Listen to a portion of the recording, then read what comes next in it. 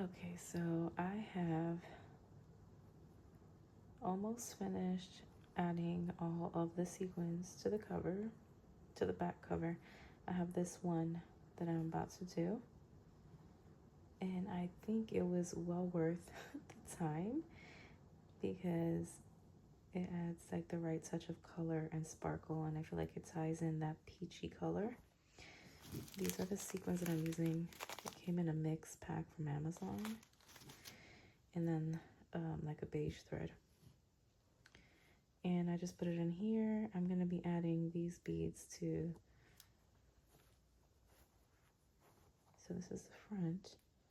These are the tiniest things ever. But on each one of these florals in the centers, I'm going to put a little white pearlescent bead.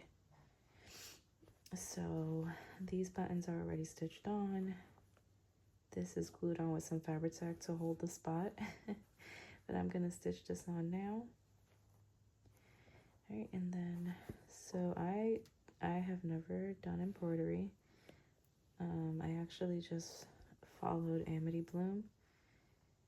And so I know that I could be doing this way easier, and this is a way that you can prick your finger, but I go from the back and I keep my finger on one of them just to feel for it, and then you'll get an idea as to where to poke.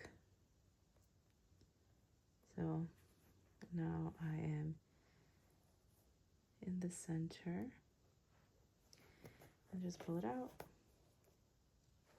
And the colors, they started all looking the same to me at some point, so I'm not really paying attention to whether or not it's the light or the dark, but they both match. And these are really tiny sequins. And this is precisely why I didn't want to do it on camera, because for this type of thing, you want to be able to look really closely at your work. All right, so I kind of push it down with my fingers. Okay.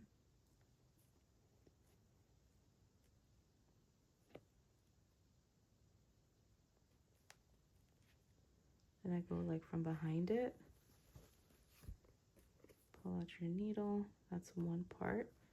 Hold it down because it's going to lift up. And then I'll go back.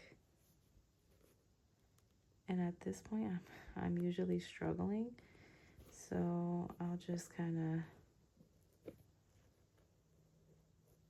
play with it a little bit to get it back in the center of the sequin.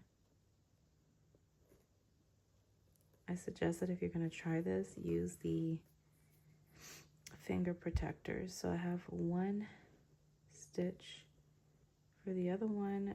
Ideally, you want to do it on the opposite side, but so far for me, it hasn't really placed right, so sometimes I have to do 3. Oh no, look, this one stood. Okay, so it's down pretty tight. You pull it hard, and then I do this, I'm telling you, this is just me tying it in. Oh. Basically, you just want to knot your thread to keep it from coming out. That's the last one. I can't believe I did that. I've never done that before. Okay, I'll show how the little beads look on here in a minute.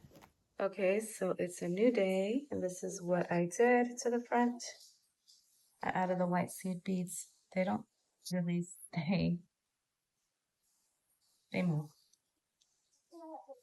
But I added those as accents. I stitched on the buttons, and this is how the back looks with the sequins.